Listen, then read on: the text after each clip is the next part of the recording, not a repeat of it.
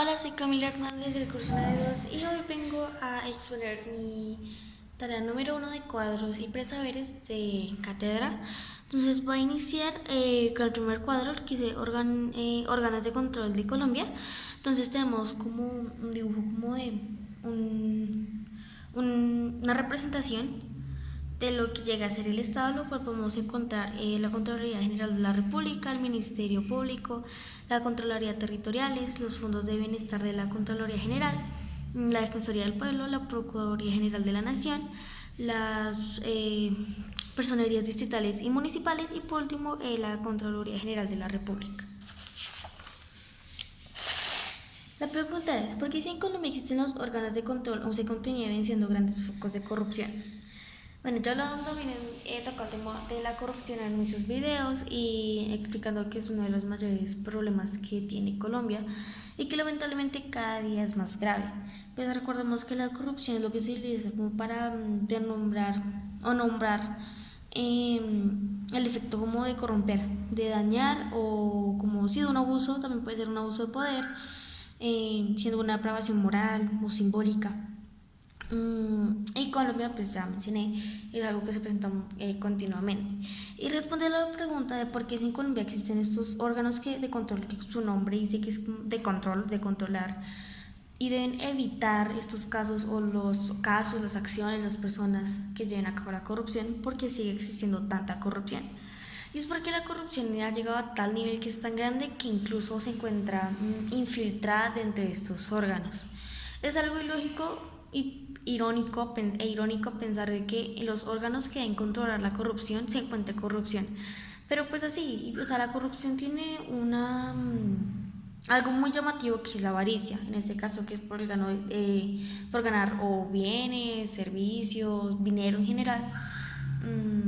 Y se encuentra tanta corrupción a pesar de que estén con estos órganos de control porque la corrupción sigue estando presente dentro de estos mismos órganos.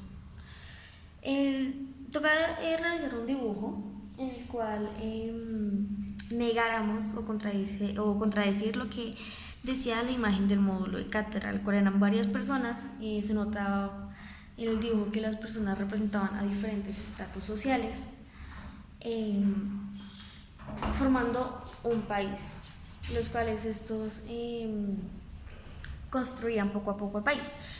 Yo lo contraigo a la forma en que aquí podemos ver una mano que yo la puedo representar como una persona política, pero pues no necesariamente tiene que ser una persona que esté reconocida frente al país, ya que principalmente las personas que manejan el país son las que están menos vistas por la sociedad y se encuentra aquí construyendo poco a poco el solo el país, ya que una persona que puede representar a la sociedad en general, a todas las clases, con un signo de interrogación como preguntándose, se supone que somos una sociedad en la cual debemos construir y aportar absolutamente todos, así sea algo pequeño, pero no, el país solo lo termina construyendo una persona que son los que suelen tener el poder. Y ya acabamos con los pesares conceptuales.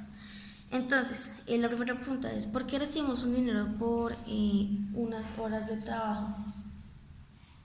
Podemos decir que nosotros no trabajamos simplemente pues para ganar un dinero, obviamente sí es importante y esencial, nosotros trabajamos para poder tener ese dinero pues para poder vivir, pero nosotros pues las personas profesionales y ejecutivos pues trabajan pues por cumplir ciertos objetivos y lograr ciertas metas, lo cual estas metas nos ayudan a contribuir los logros para un resultado que ayude a la sociedad en general. Sea el área que sean, nuestras acciones van a ayudar, o bueno, no siempre ayudan, pero van a afectar a toda una sociedad. Y eso, o sea, es como una rueda sin fin. O sea, yo estando en un sector, hago mi trabajo, mi labor en ese sector, y este sector en el que yo trabajo va a afectar a otro, y así sucesivamente hasta que otro sector me afecta a mí.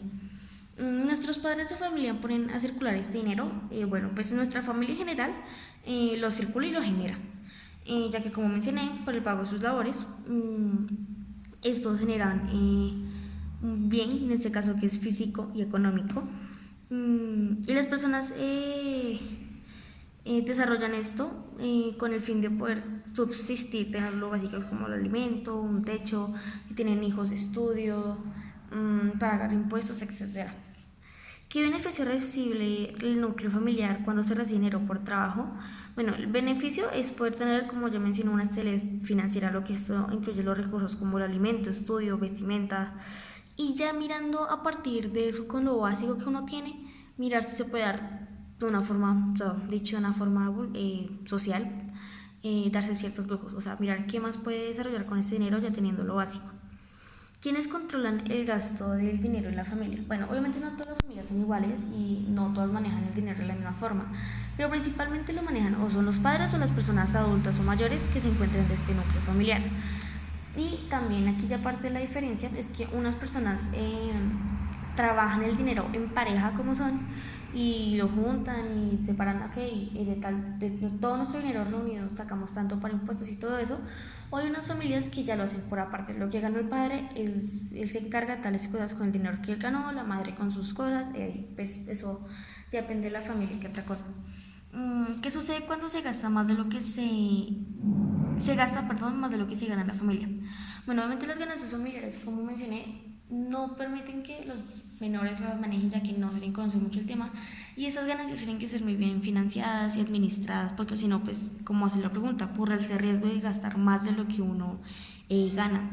Cuando esto pasa, surge el principal problema, que son las deudas, y ya a partir de esto surgen otros problemas, como o sea, el no tener para lo básico como los impuestos, o sea, las cosas básicas que cualquier ciudadano tiene que pagar, y no tienes el dinero suficiente, pues ahí se empiezan las deudas.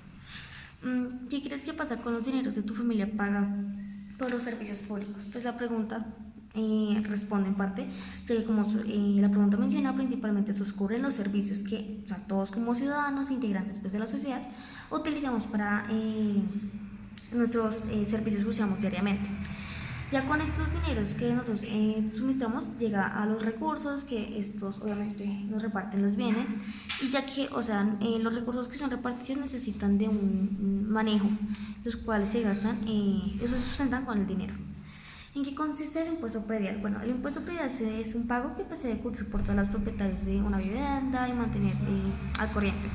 Su propósito principal es por brindar los recursos a las autoridades para que nosotros tengamos garantizada una buena calidad de vida. ¿Por qué se debe pagar impuestos? Bueno, los impuestos, aunque para ser sinceros, hay unos que personalmente no me parecen que sean justos. Hay unos que, la verdad, no, o sea, uno se pone a analizar y no tienen lógica de ser, no tienen razón de por qué tenemos que pagar por ellos. Pero tampoco está mal los impuestos, ya que los impuestos son la principal fuente para poder tener los ingresos, y esos ingresos pues van dirigidas, bueno, se supone que van dirigidas hacia la salud, la educación, la seguridad, evitar los brotes de pobreza, etc. Dentro de los impuestos podemos encontrar impuestos de consumo, el impuesto predial, impuestos de industria y comercio, los impuestos que es el IVA, que es el valor agregado, impuestos de transacciones financieras. Bueno, aquí les dice que tenemos que definir el sector privado y por qué se caracteriza. Bueno, su nombre lo dice, es un sector privado, lo cual quiere decir que es un conjunto de empresas que no pertenece al Estado, no son estatales, perdón. Sus organizaciones pertenecen particularmente y sus actividades hacia ellos mismos, y esos, como ya mencioné, no pertenecen al Estado. Entre las características podemos encontrar la primera que ya mencioné, es privada, o sea, no pertenece al Estado. Tenemos que por lo general sus inversiones son de corto plazo, tienen menos formalismo burocrático y son más flexibles.